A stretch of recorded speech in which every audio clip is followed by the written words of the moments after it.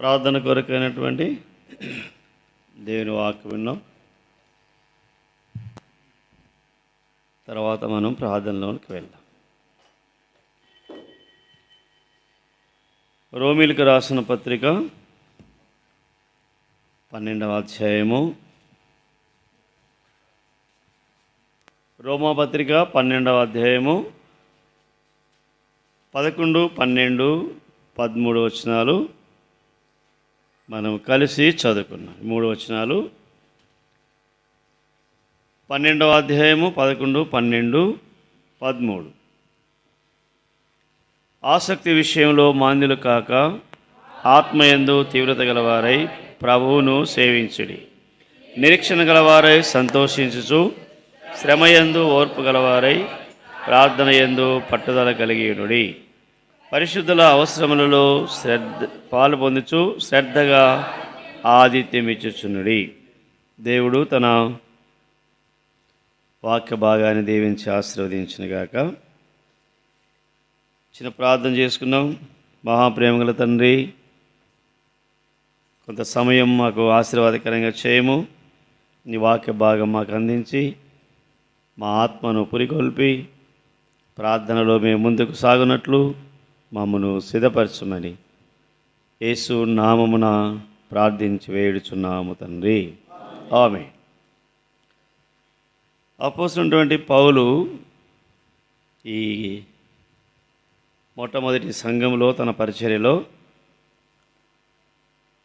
సంఘంలో ఉన్నటువంటి విశ్వాసులకు తాను చెప్పేటువంటి మాట ఏంటంటే, ఆసక్తి విషయంలో మందులు కాక ఆత్మయందు తీవ్రత గలవారై ప్రభువును సేవించుడి.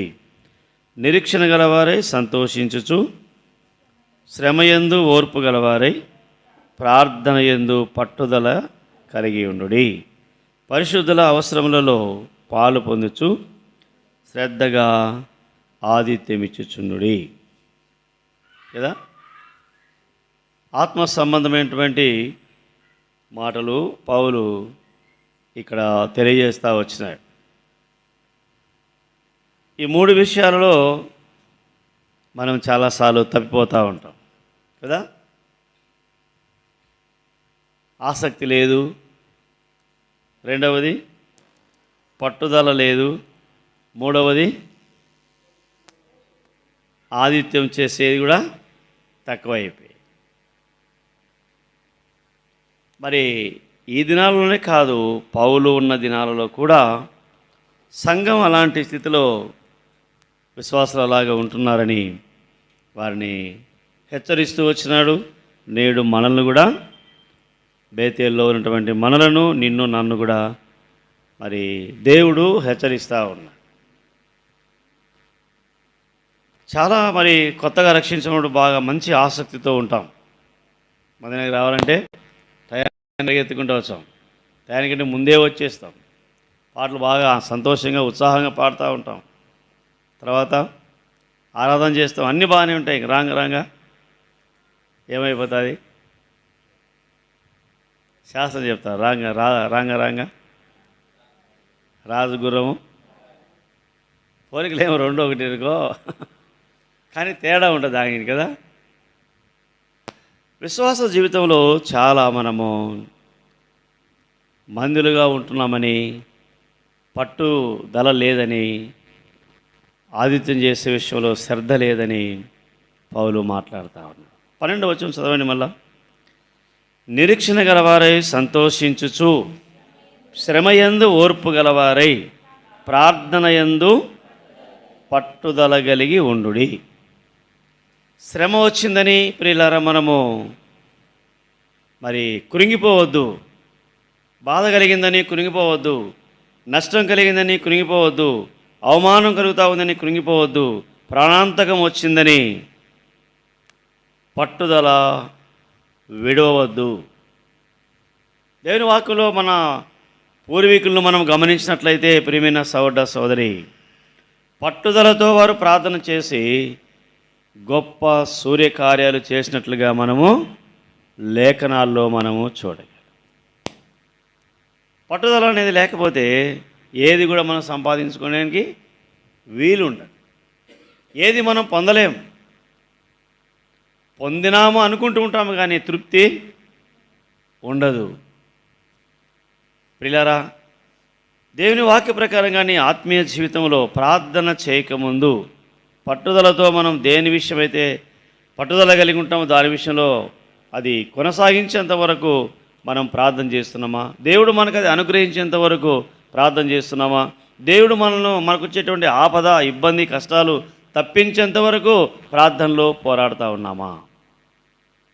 ప్రార్థన అనేది విశ్వాస జీవితానికి మరి ఇంతకుముందు వచ్చినప్పుడు చెప్పినా మీకు, మనిషికి వెన్నెముక ఎంత ప్రాముఖ్యమో ప్రార్థన కూడా.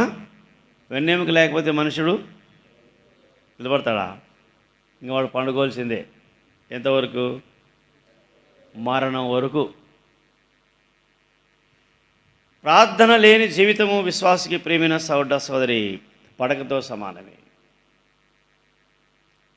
కదలలేవు, మెదలలేవు, ఏమి చేత. కాబట్టి ప్రార్థన అనేది మన జీవితంలో ఎన్నో గొప్ప కార్యాలు మనం చూడగలం. మన పితలు చూడండి, ఎస్తేరు గ్రంథము మనకు తెలిసినటువంటి భాగమే, 3వ అధ్యాయము. ఎస్తేరు గ్రంథము 4వ అధ్యాయము చివరి వచనాలు చూద్దాం.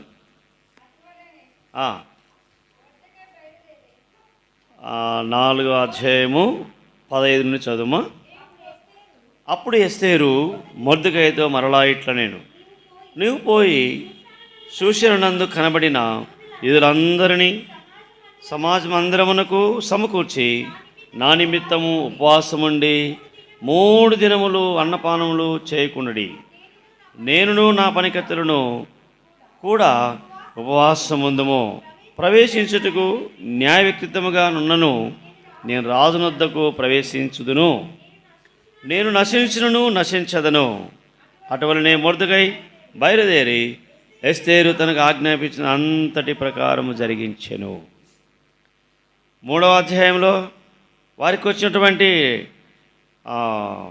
బాధ, మరణాపాయం వచ్చింది. ఎంతమందికి? యూదులందరికీ కదా.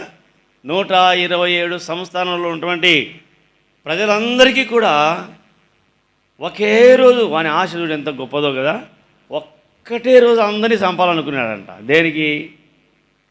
వాని సొమ్మేం మొర్దెకై తినలే, వానికి నష్టమేమీ కలిగించలే, కేవలం వంగి నమస్కారం చేయనందుకు. ఇదంతా మనకు తెలుసు బాగా కథ అంతా. ప్రార్థనలో పట్టుదల అనేది మనం కలిగి ఉన్నప్పుడు ప్రియమైన సోదర సోదరి, అప్పుడు రాజు దగ్గర కూడా ఎవరు పోయి మరి ఫిర్యాదు చేయకుండా, ఆయనకు రిక్వెస్ట్ పెట్టుకోకుండా, అడుక్కోకుండా వాడు అది కూడా బంధించినాడు. రాజు ఆజ్ఞలేంది ఎవరు కూడా రాజు దగ్గరికి రావద్దని ఒక నెల దినం వరకు వాడు ఒక ఆజ్ఞ ఇచ్చినాడు. ప్రియమైన సోదర సోదరి,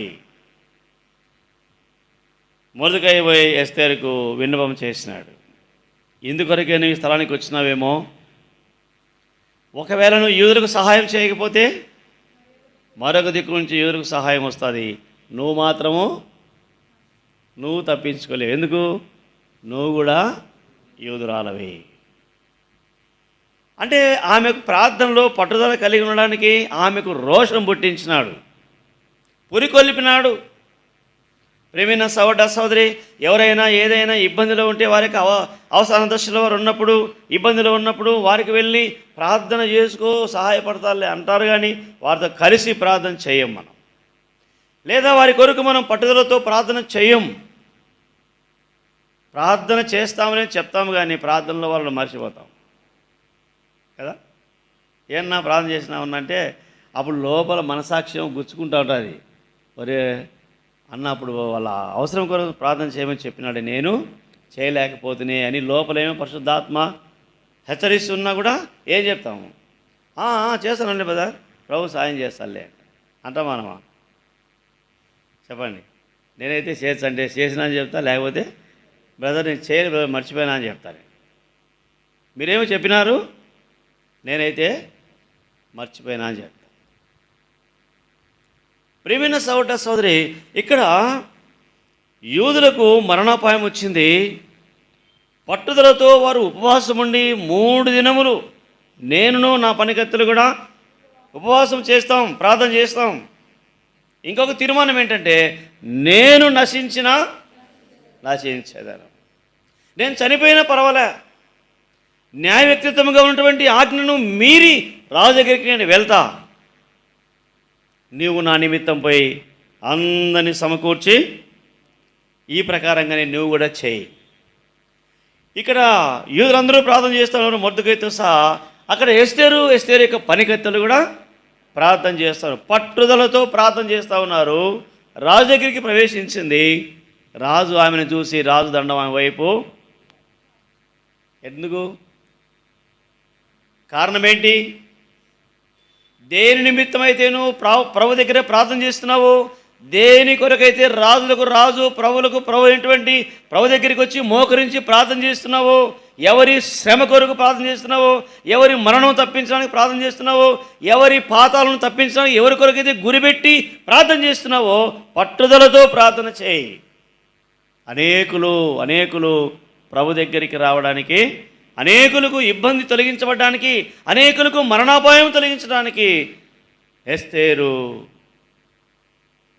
మొర్దెకై ప్రేమిన సోదరి దాని ఏమంటారు, కంకణం కట్టుకున్నారన్నమాట. ఎట్లా అయితే గంగా ఈ హామాను యొక్క ఆలోచన చెడగొట్టాలని చెప్పి దేవుని దగ్గర ప్రార్థన చేసినారు. రాజుకు నిద్ర పట్టకుండా చేసింది ప్రార్థన. రాత్రి అంతా రాజుకు నిద్ర పట్టలేనుకు, నిద్ర పట్టకపోయి రాజు సమాచార గ్రంథం తీసుకొని రమ్మని పనివారితో చెప్తే ఆ గ్రంథం తీసుకొని వస్తే, అంతకుముందు రాజును చంపడానికి రాజు పనివారు ఆ కాపలాగా ఉన్నవారు వాళ్ళు ఆలోచించుకునే సంగతి మొర్దెకై రాజుకు చెప్పినాడు. ఆ సంగతి దాన్ని బట్టి ఆ మొర్దెకై ఎలాంటి బహుమానము ఇవ్వనట్టుగా అందులో రాయబడింది. దాన్ని బట్టి ఎవరు పిలిచినాడు? వానే పిలిచినాడు. ఎవరోడు?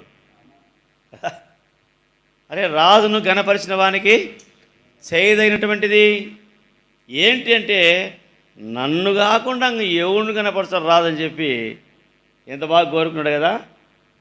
రాజు ధరించే వస్త్రాలు, రాజు పెట్టుకునేటువంటి కిరీటము, ఇంకా రాజు ఎక్కేటువంటి గుర్రం, అంత వీధంతా తిప్పాలన్నమాట ఆ సంస్థానం అంతా కూడా. వీటిలో ఒకటి కూడా తప్పకుండా అన్నీ కూడా ఆ మొర్దెకైకి చేయమన్నాడు. ఈయన ప్రాణం పోయింది.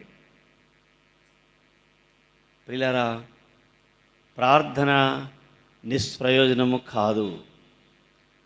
ప్రార్థనకు జవాబు ఇవ్వకుండా ఆయన మర్చిపోయేటువంటి వాడు కాడు. నువ్వు పట్టుదలతో ప్రార్థన చేస్తే దేవుడు నిన్ను తల ఎత్తుకొని నీ ప్రార్థన అంగీకరించి నీ అక్కర తీర్చి అనేకుల అక్కర తీర్చడానికి నా ప్రార్థనే. కాబట్టి పట్టుదలతో ఏం చేయాలి? మనం ప్రార్థన చేయాలి. ఎలాంటి పరిస్థితిలోనైనా సరే. దానియేలు గ్రంథం 6వ అధ్యాయం అని తెలుసు బాగా. దానియేలు గ్రంథం 6వ అధ్యాయము 10వ వచనం. అక్కడ కూడా ఒక శాసనం బయలుదేరింది. ఇట్టి శాసనము సంతకము చేయబడనని దానియేలు తెలుసుకునను.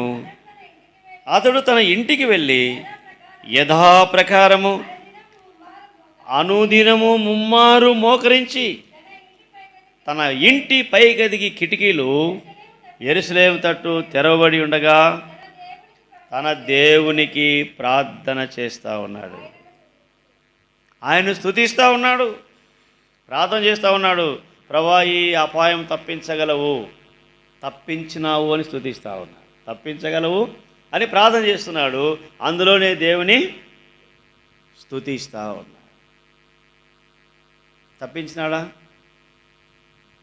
తప్పించాడమ్మా. ఎట్టి మరణం అది. మృగము, ఒక సింహాలు పుల్లు, ఒకవేళ సింహం పొరపాటునాడు బాకికాడికి జరుగు ఉంటామా ఇక్కడ మనం? ఎవరు ఉండలేము. అయితే ఇట్టి శాసనము సంతకము చేయబడినని దానియేలుకు తెలిసినప్పటికీ తన ఇంటికి వెళ్ళినాడు. అన్ని డోర్స్ అన్నీ డోర్స్ అన్నీ క్లోజ్ చేసుకొని ప్రార్థన చేయలే. ఎలా చేసినాడు? అవి ఓపెన్లోనే ఉన్నాయి. ఎందుకంటే ఎవరైనా వచ్చి చూస్తారేమని భయం కూడా. పట్టుదల. నా దేవుడు నా ప్రార్థన వింటాడు, నా దేవుడు ఆ సింహముల నోరు మోయించగలడు. రానే వచ్చినారు ఎవరోళ్ళు? నిందమోపిన వాళ్ళు. ఎంతమంది? 123 మంది సంస్థానంలో వారిని మరి విచారకర్తలుగా మరి రాజు ఏర్పాటు చేస్తున్నారు. వారిలో 123 మందిలో ఈయన దానియేలు ముఖ్యుడిగా ఉన్నాడు. ఈ మిగతా వాళ్ళందరూ కూడా దానియేలు మీద ఏమైనా లోపం కనుక్కున్నాము, ఏదైనా తప్పు మోపుదాము, ఎలాగైనా ఈ వ్యక్తిని కృంగజేస్తామని అనుకున్నారు. వాళ్ళ చేత ఇంకా ఏం కనపడింది వాళ్ళకంటే తన దేవుని విషయంలో తప్ప ఏది కూడా మనం తప్పు అతని మీద మోపలేమని చెప్పి రాజు దగ్గరికి సందడిగా పోయినారు. రాజు చిరంజీవి యోగునుగాక అని ఆయన్ను హెచ్చించినారు. ఏంటి పరిస్థితి అంటే, నీకు తప్ప ఎవడే కానీ ఎవడు కూడా ఏ దేవునికి కానీ ఏ మనిషికి కానీ విన్నపము చేయకూడదు. ఎంతవరకు అంటే నెల దినముల వరకు. అందరూ తెలుసు కాబట్టి చెప్తాను. నెల దినముల వరకు ఎవరికి కూడా మొరకొద్దు, ఎవరికి మనవి చేయొద్దు.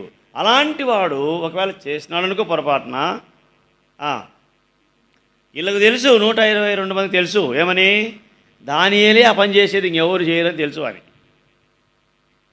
వాళ్ళకి తెలిసి ఆ పని చేసినారు. రాజు ఉంగరం ముద్రించినాడు, పత్రం తయారు చేసినాడు. ఆ విషయం తెలిసిపోయింది. రాజు సంతకం కూడా చేసేసినాడు. మానుకున్నాడండి. ఏంటి దానియేలు జీవితంలో? ఒక పట్టుదల. పట్టుదలతోనూ ప్రార్థన చేసినప్పుడు, విశ్వాసంతోనూ ప్రార్థన చేసినప్పుడు, ఉపవాసంతోనూ ప్రార్థన చేసినప్పుడు, దేని కొరకైతే ప్రార్థన చేస్తున్నావో ఆ ప్రార్థన దేవుడు ఆలకించి వాటిని తొలగించేటువంటి వాడు. ఆ రాత్రి ఆ రాజుకు నిద్ర పట్టలే. ఏ రాజుగా? ఆయన కూడా నిద్ర పట్టలే. నాట్య వాయిద్యాలు లేవు, భోజనం చేయలే. ఆయన కూడా ఉపవాసంతో పడుకున్నాడు, నిద్ర కూడా రాలే. తెల్లవారుజామునే లేచి గుహ దగ్గరికి వెళ్ళిపోయినాడు. ఏమంటున్నాడు? దుఃఖ స్వరముతో అని రాయబడింది కదా. ఏడుస్తాడు పాపం. ఎందుకు ఏడ్చినాడు రాజు చెప్పండి? ఎందుకు ఏడ్చినాడు? ఇంగయ్యాడ దానియేలు. ఈ దానియేలు కాదులే, ఇంగయ్యాడ దానియేలు ఎముకలు కూడా పిండి అయిపోయింది. రాజుకు బాధ కలిగింది. ఎందుకు? అతడు నీతిమంతుడు, తాను యథార్థవంతుడు, తాను పవిత్రుడు అని చెప్పి దానియేలు గురించి దేవుని ఆత్మ ద్వారా నడిపించబడేటువంటి వ్యక్తిని రాజు కూడా తెలుసు. కానీ ప్రజలకు మాట ఇచ్చినాడు, సంతకం చేసినాడు, మాట తప్పకూడదు. వచ్చాడు. జీవం గల దేవుని సేవకుడైన దానియేలు, నువ్వు నిత్యము సేవించున్న నీ దేవుడు నిన్ను. ఏమొచ్చింది లోపల? ఏమొచ్చింది? రాజు చిరంజీవి అగునుగాక. మెల్లని స్వరం వస్తానే రాజు ఒళ్ళు పులకరించింది అనుకుంటా కదా. పిల్లరా గమనించు, సింహముల నోరు మూయించడానికైనా కానీ దేవుడు సమర్థుడు. కారణం ఏంటి? పట్టుదలతోనూ ప్రార్థన చేసినప్పుడు, విశ్వాసంతోనూ ప్రార్థన చేసినప్పుడు నా దేవుడు నాకు సహాయం చేయగలడు. అంతే. చేస్తాడో లేదో కాదు, చేయగలడు, చేస్తాడు. ఎప్పుడైతే అలా ప్రార్థన చేసి ప్రతి దినము కూడా ముమ్మారు తప్పకుండా దేవుని సన్నిధిలో కనబడతా వచ్చినాడు. చేస్తున్నామా? ముమ్మారు 3 పూట్ల తింటాము కానీ కదా, 3 పూట్ల ప్రార్థన మాత్రం చేయి. కీర్తన గ్రంథము 55:17 వచ్చిన రాయబడింది. దావీదు కూడా అంటాడన్నమాట. ఏమంటాడు? ఒక మాట చదవండి, మన అంశం కాదనుకో. సాయంకాలమున, ఉదయమున, మధ్యాహ్నమున నేను ధ్యానించుచు మొరపెట్టుకొందును, ఆయన నా ప్రార్థన ఆలకించును. సాయంకాలమున, ఉదయమున, మధ్యాహ్నమున నేను ధ్యానించుచు, దేవుని వాక్యం ధ్యానిస్తూ తప్పక ప్రార్థన చేస్తా ఉన్నాను. దేవుడు నా ప్రార్థన ఎంత విశ్వాసం కదా. చాలాసార్లు మనం ఏదైనా ఇబ్బంది కలిగినప్పుడు మరి ప్రార్థన రిక్వెస్ట్ ఇస్తాం, ప్రార్థన చేస్తాం. ఏమన్నా ప్రభు సాయం చేసినా అంటే ఏమో లేనా ఎంతో దీర్ఘం వచ్చాయి. కారణం ఏంటి? పట్టుదల విశ్వాసంతో నువ్వు ప్రార్థన చేస్తే ఎటువంటి కార్యమైనా కూడా కదా ప్రభు నీకు సహాయం చేస్తే. నెహెమ్యా గ్రంథం 1వ అధ్యాయం 4వ వచనం. నెహెమ్యా గ్రంథం 1వ అధ్యాయం 4-5.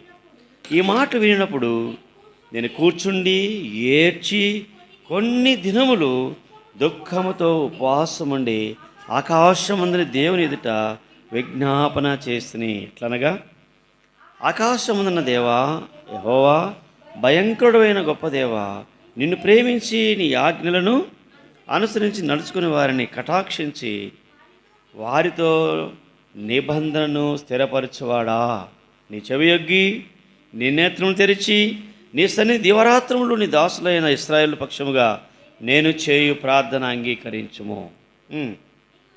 నీకు విరోధముగా పాపం చేసిన ఇశ్రాయేలుల పాప దోషమును, ఇశ్రాయేలు కుమారుల దోషమును నేను ఒప్పుకొనుచున్నాను, నేనును నా తండ్రి ఇంటి వారును.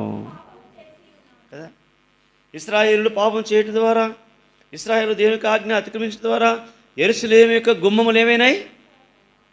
కూలిపోయినాయి, కాల్చబడ్డాయి. వీళ్ళు చెరపట్టబడ్డారు. సూసన్ కోటలో నెహెమ్యా రాజుకు గిన్నె అందించేటువంటి ఉద్యోగంలో ఉంటున్నాడు. యూదులు తన సహోదరులు ఇటు అటు వాళ్ళు వస్తా పోతా ఉన్నప్పుడు యెరూషలేము గురించి విచారిస్తూ ఉన్నాడు. అది కాల్చబడింది గుమ్మని తెలిసినప్పుడు నేను కూర్చుండి ఏడ్చి దుఃఖముతో ఉపవాసం ఉండి ఆకాశం ఉందని దేవుని ఎదుట విజ్ఞాపన చేస్తున్నాడు ప్రార్థన చేస్తున్నాడు. బాధ కలిగింది. రాజు దగ్గరికి వెళ్ళినాడు. గిన్నె అందించే సమయం రాజు దగ్గరికి వెళ్ళినప్పుడు 2వ అధ్యాయం 2వ వచనంలో రాజు నీకు వ్యాధి లేదు కదా, నీ ముఖం విచారముగా ఉన్నదేమి, నీ హృదయం దుఃఖము చేతనే అది కలిగినదని నాతో అనగా నేను మిగులా భయపడి రాజు చిరంజీవుని గాక నా పితరులు సమాధులుండు పట్టణము పాడైపోయి దాని గుమ్మములు అగ్నిచేత కాల్చబడి ఉండగా నాకు దుఃఖముఖము లేకపోయినా అని రాజుతో అనేను. పిల్లరా, దాదాపుగా 4 మాసములు సమయం లేదు కానీ ఉపవాసం ఉండి ప్రార్థన చేస్తున్నాడు ఆయన. దేని కొరకు? రాజు దగ్గరికి వెళ్ళి మనవి చేయాలా, రాజుతో పర్మిషన్ తీసుకోవాలా. రాజు పర్మిషన్ ఇస్తే నేను వెళ్ళి నా దేవుని మందిరాన్ని కట్టాలా. వెళ్ళినాడు, గిన్నె అందించడానికి వెళ్ళినాడు, దుఃఖముఖంతో ఉన్నాడు. ఆ ముఖ విచారం చూసి రాజు అన్నాడు, నీకు వ్యాధి ఏమి లేదు కదా, ఎందుకు నీ ముఖం విచారముగా ఉంది? ఆయన అన్నాడు, నా పితరులుండు సమాధులుండు పట్టణము పాడైపోయి దాని గుమ్మములు అగ్నిచేత కాల్చబడి ఉండగా నాకు దుఃఖముఖం లేకపోవునని రాజుతో అన్నాడు. కింద అంతా చదువుకోండి. రాజు తనకు వెళ్ళడానికి పర్మిషన్ ఇచ్చినాడు కదా. రాజు ఖజానాలో నుండి కొంత సొమ్ము కూడా ఇచ్చినాడు.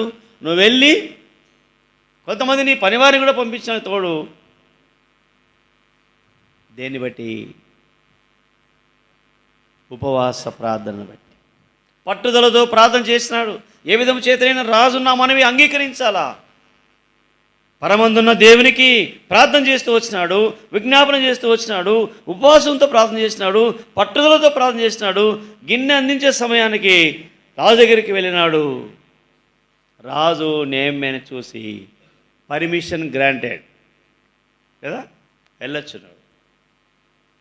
దేన్ని బట్టి? ప్రార్థన. అందుకే ఆసక్తి విషయంలో మందులు కాక ఆత్మలో తీవ్రత కలిగిన వారై ప్రభును సేవించండి. నిరీక్షణ గలవారై సంతోషించచ్చు, శ్రమయందు ఓర్పు గలవారై ప్రార్థన యందు ఉన్నామా? ఇప్పుడు ఏదైనా ఒకటి కావాలనుకుంటావు అనుకో, దాని విషయంలో ప్రార్థన చేస్తున్నావా? కొన్నిసార్లు చేస్తాము, కొన్నిసార్లు ప్రభు వెంటనే జవాబిస్తాడు, వెంటనే అక్కడ తీరుస్తాడు కదా. ఆ తర్వాత శాస్త్రం చెప్తారు, అక్కడ తిరిగినాక తక్కడ పొయ్యిలో పెడతారంట. అక్కడ అక్కడ అయిపోతేనే ఈ తక్కడితో పని లేదంటే ఇంక పొయ్యిలో పెట్టేశారంట. అక్కడ తీరిందనుకో, ప్రార్థనకు జవాబు వచ్చిందనుకో, దేవుడు సహాయం చేసిననుకో, మళ్ళీ ప్రార్థన చేయడం మర్చిపోతాం. నీవు భూమి మీద నుండి కొనిపోబడేంత వరకు, లేక ప్రభు వచ్చేంత వరకు ప్రార్థనలో, ప్రతి సమయంలో, ప్రతి విషయంలో, ప్రతి ఒక్కరి కొరకు పట్టుదలతో నువ్వు ప్రార్థన చేస్తూ వస్తే సంఘము ఏమవుతుంది? క్షేమాభివృద్ధి పొందుతుంది. నీ కుటుంబము అభివృద్ధి పొందుతుంది. నీ పిల్లల పిల్లలు దేవుని యొక్క ఆశీర్వాదాన్ని చూస్తారు. నీవు కూడా ప్రియ సహోదర సోదరి అనేకులకు ఒక సూచనగా నీవు ఉంటావు. చాలాసార్లు ప్రార్థన లేదు, ప్రార్థన తక్కువైపోయి ప్రార్థన అనేది ప్రియమైన సహోదరు. నేనున్న స్థలంలో నాకు ముందున్నటువంటి దైవసేవుడు మీకు తెలుసు, మీ దగ్గర వచ్చినాడు కదా. అప్పుడు ఆల్ నైట్ ప్రేయర్ అంటే 9కి స్టార్ట్ చేయడం, కరెక్ట్గా గీత గీసి 12కి అయిపోయి అంట. ఆల్ నైటా హాఫ్ నైటా? అది హాఫ్ నైటే కదా. నేను పోతానే మా response brothers all night prayer పెట్టాలంటే, ఆల్ నైట్ ప్రేయర్ వాళ్ళు సంపూర్ణ రాత్రి ప్రార్థన అంటారు. సరే మంచిదే, 9కి స్టార్ట్ చేస్తామన్నా అని. నేను 9కి స్టార్ట్ చేస్తే లేట్ అవుతుంది, కొందరు మర్చిపోయి ఇళ్ళకాడ పండుకొని నిద్రపోతారు. 8కే స్టార్ట్ చేస్తాము. ప్రభు అది ఒప్పుకోలు ఉంటుంది, తర్వాత ప్రార్థనాంశం ఉంటుంది కాబట్టి తర్వాత అన్ని అంశాల కొరకు, సంఘం కొరకు ప్రార్థన చేస్తామంటే, అన్న ఎన్నైనా చెప్పున్నా 12కే ముగియాలన్నా అని. ఏమంట? ఎవరయ్యా నీకు చెప్పింది అని చెప్పిన. సంపూర్ణ రాత్రి ప్రార్థన నువ్వే అంటున్నావు, 12కే ప్రార్థన ముగియాలంటే ఎటేట అది? ఎప్పుడు వాక్యం ఎప్పుడు చెప్పాలా? ఒప్పుకోలు ఎప్పుడు చేయాలా? మళ్ళీ వాక్యం ఎప్పుడు చెప్పాలా? మళ్ళీ ప్రార్థన అంశాలకు ప్రార్థన ఎప్పుడు చేయాలా? ఏంది ఇది? నో. 8 గంటలకు స్టార్ట్ చేస్తాము. ప్రభు సమయం నడిపించే కొలది ప్రార్థన చేస్తాం. ఇంకేం మాట్లాడలే వాళ్ళు కూడా. రాత్రి కూడా మేము ఆల్ నైట్ ప్రేయర్లో ఉన్నాం. తెల్లవాళ్ళు 5 గంటలకు ప్రార్థన ముగించి 5 గంటలకు బ్రష్ చేసి స్నానం చేసి మళ్ళా బస్ ఎక్కి మీ దగ్గరికి గుంటకల్లో 8 గంటలకే దిగిన. అస్సలు నిద్ర లేదు. ఇక్కడ పరిచర్య ఉంది, పెద్దలు పంపించినారు. ఏం చెప్పాలా ప్రభా? నిన్నంతా అదే, నిన్న పగలు కూడా నిద్రపోలే. మామూలుగా మా ఆల్ నైట్ ప్రేయర్లో పగలు కొంచెం నిద్రపోతారు, నైట్ మేలుకోలు కాబట్టి. నిన్న ఏం చెప్పాలా వాక్యం? ప్రభా అక్కడ ప్రజలకు ఏం చెప్పాలా? నీ ప్రజలకు ఏం చెప్పాలా? ఈరోజు ఒప్పుకోలు ప్రార్థన చెప్పాలా, ప్రార్థన చెప్పాలా, మన సాయంత్రం జనరల్ మీటింగ్ ఉంటుంది, మన రేపు ఆరాధన బల్లా. ప్రభా నువ్వు సహాయం చేయి. ఈ గోజాడం ఎక్కువైపోయింది. రాత్రి అంతా కూడా ప్రార్థనలో ఉన్నాం.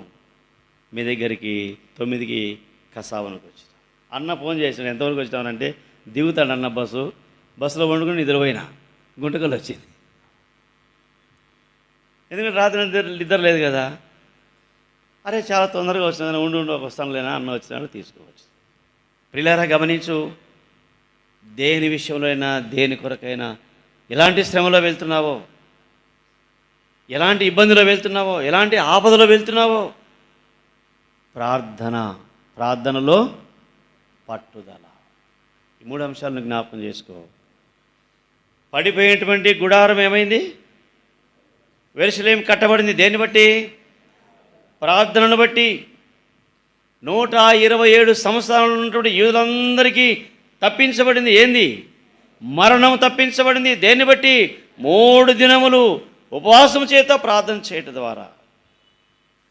ప్రియుల సింహముల గుహలో పడద్రోయబడేటువంటి ఆజ్ఞ బయలుదేరింది.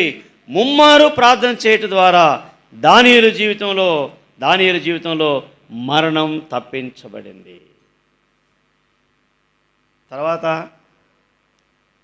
ఆ తర్వాత లేట్ అవుతుంది కదా. ఎవరైతే నింద మోపినారో ఎవరి మీద? దానియేలు మీద. రాజు ఆజ్ఞ ఇచ్చినారు, రే వాని భార్య, వాని పిల్లలను అందరినీ తోసేయండి ఇలా గుహలో అని చెప్పిన. కోపం వచ్చి రాజుకు. ఆ గుహలోకి తోసేసేటప్పుడు వాళ్ళు గుహలోకి అడుగుకు రాకముందే పైనే క్యాచ్ చేసుకొని ఎముకలతో సహా పిండి పిండి చేశాయంట. ఎముకలు పొడి చేసినాయని రాయబడింది వాక్యంలో. ప్రియులారా గమనించు, ఎవరైతే శత్రువు నీ మీదకి వస్తాడో, హామాను యూదులందరినీ చంపాలనుకున్నాడు, కుటుంబం అంతా చనిపోయింది. అవునా? ఏ ఉరికొయ్య అయితే ఆ మొర్దెకై కోసం సిద్ధపరిచినాడో అదే ఉరికొయ్య మీద కుటుంబం అంతా ఉరి తీయబడ్డారు. విరోధంగా ఆలోచిస్తే, దేవుని ప్రజలకు విరోధంగా ఆలోచిస్తే, దేవుని ప్రజలను నష్టపరచాలనుకుంటే దేవుడు వాని నష్టం కలిగిస్తాడు. కాబట్టి నువ్వు ప్రార్థన మర్చిపోవద్దు. నీకు ఇబ్బంది కలిగించే వాళ్ళు ఉన్నారా? నీ మీద నిందలు మోపే వాళ్ళు ఉన్నారా? నీకు ప్రాణాంతకం తెచ్చేటువంటి వారు ఉన్నారా?